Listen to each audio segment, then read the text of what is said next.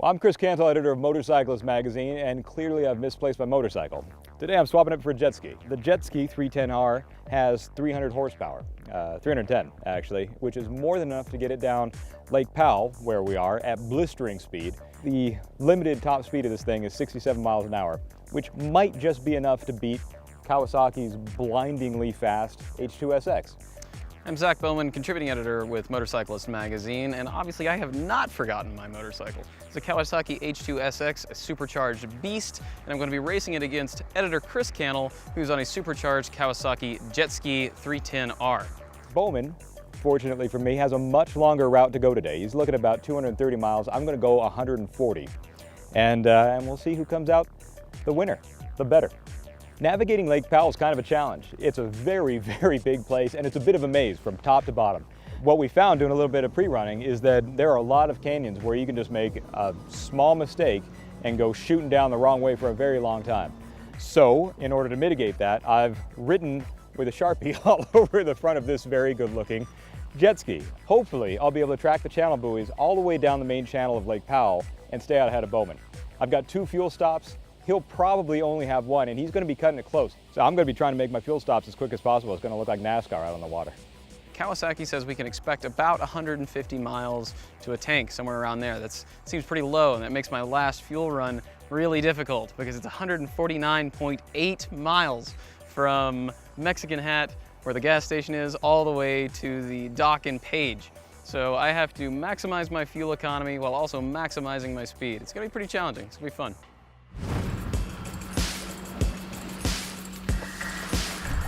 There's a bottle of good booze on this. See you there. 3, 2, 1, go!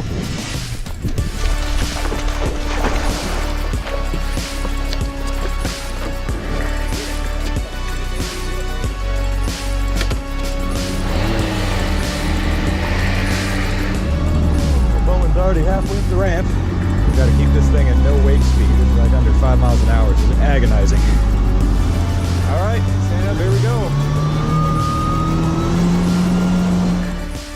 With all this power and nothing but wide open Utah in front of us, we had ourselves a race. But never mind speed, we were both staggered by the beauty of the places we were riding through. Bowman's route went straight through Monument Valley, mine through unearthly red rock canyons on cobalt blue water. The jet ski has a prodigious appetite for fuel. Wide open, it's gobbling around 21 gallons an hour. But I don't mind, my 140-mile trip down the lake is going to take 2 stops. So I leave the jet ski pinned, knowing that every minute at top speed is opening a gap between the 310R and the H2SX.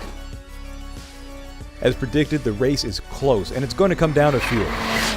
Bowman is wringing all the fuel economy he can out of the Kawasaki H2SX. He covers 100 miles of Utah in a full tuck, and when he pulls into Mexican Hat, he's running on fumes. It's a perfect pit stop. He doesn't even get off the bike. Mine, on the other hand.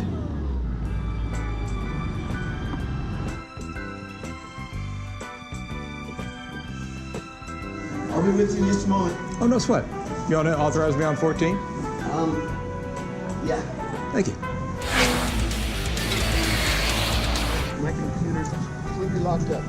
It's gonna be just a couple of minutes. All right, no sweat. I apologize for that, sir.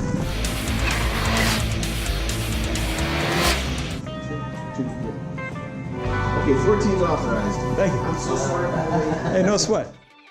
My fuel stop at Bullfrog might as well have been a torpedo to my total time, but I still got a chance. For the most part, the lake is helping. It's an incredible place to go fast when it's glossy, and only a little daunting when it's choppy. But Bowman is on a tear.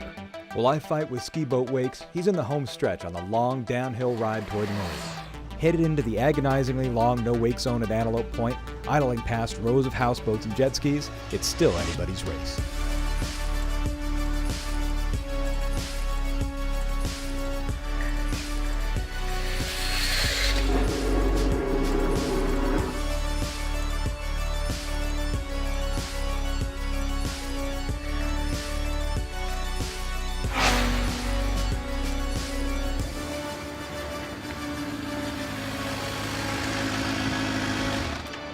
Is he here?